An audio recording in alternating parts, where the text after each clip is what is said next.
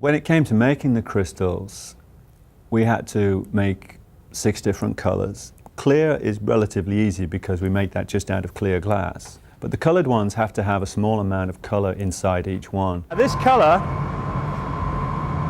is a chunk of transparent color. It's going to get thinner as we blow it up.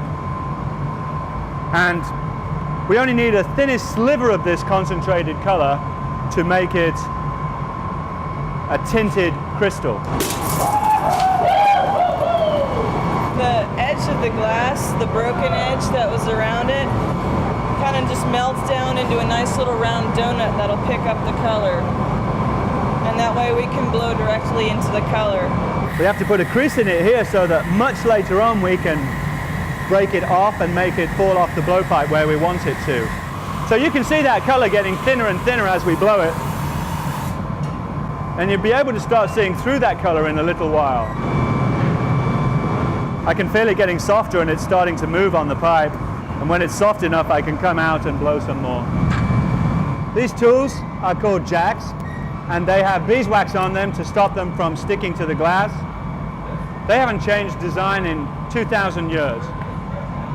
We use a wet newspaper here to shape the glass, and this is about as close as I ever get to touching the glass with my own hands. I can almost feel the glass underneath the paper. I can almost feel it in my hands. So we take a small amount of colored glass and cover it with molten clear glass and blow it into a mold which is shaped like a diamond. All right. Looking good. That's then put in an oven to cool it down overnight. We had a blast. You know, we finally got to the point where we had a lot of the bugs worked out in terms of producing crystals that were of high quality.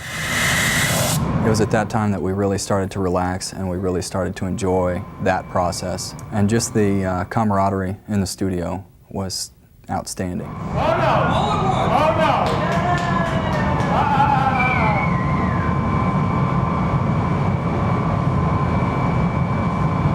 After we made the crystals, we stored them in large boxes. And as we unpack those crystals, ready to sort them, to categorize them, which are the best, which are the seconds, which are the next to the seconds, we needed to put them all out. And the moment of displaying them all in a large gallery, which was part of Studio 4, was really a wonderful moment for us because we got to see all of these crystals that we'd made for the first time all together. Sorting them into colors, seeing the beautiful reflections from the crystals onto the white walls of the gallery, and the spotlights from the gallery playing on the surfaces of these iridescent crystals. I think we felt like the 7 dwarfs in the mine. Ooh, that's crisp. That's one of the best I've seen. That's A+. That is really a good one. And those crystals are then processed through cold processes. And so what we have to do is cut off this part here with a diamond saw. Once that's done, it looks like this. And it's really quite rough. After that's been done, it's necessary to grind them down carefully until they reach this mark that we've made. Perry's working over there on a diamond grinder, and he's got a diamond pad. In fact, he uses 2 diamond pads. The first diamond pad's rather rough, and it grinds away the worst part of it where all the chips are. And then after that, he'll go again and do a smooth grind on it. And after the smooth grind, it's ready to have a lid cut for it. What we have to do is cut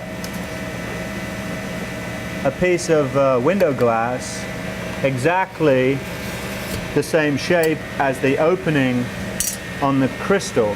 So what we do is take it to a cork wheel with pumice powder, and by making a slurry or like a mud of pumice powder, we can put that on the wheel, and it's the pumice powder that actually polishes the surface. After doing a few, you get to know just how much to do. On the colored ones especially, the bevel makes this lid have the same color as the rest of the crystal. Oh, we also had to drill a small hole into each crystal to let it breathe, otherwise steam, we realized, would build up inside each crystal. That lid has to be secured onto that blown crystal with a very special glue, and that is done with ultraviolet light, and that takes a while to cure. So we have a blank crystal which can then be engraved, and that engraving is done by generating some writing on a computer, which is then put through a mask cutting process.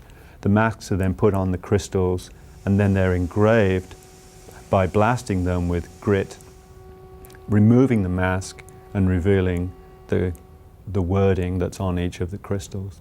And then the crystal's packed and stored, ready for installation into the arch. And that's the way we did it.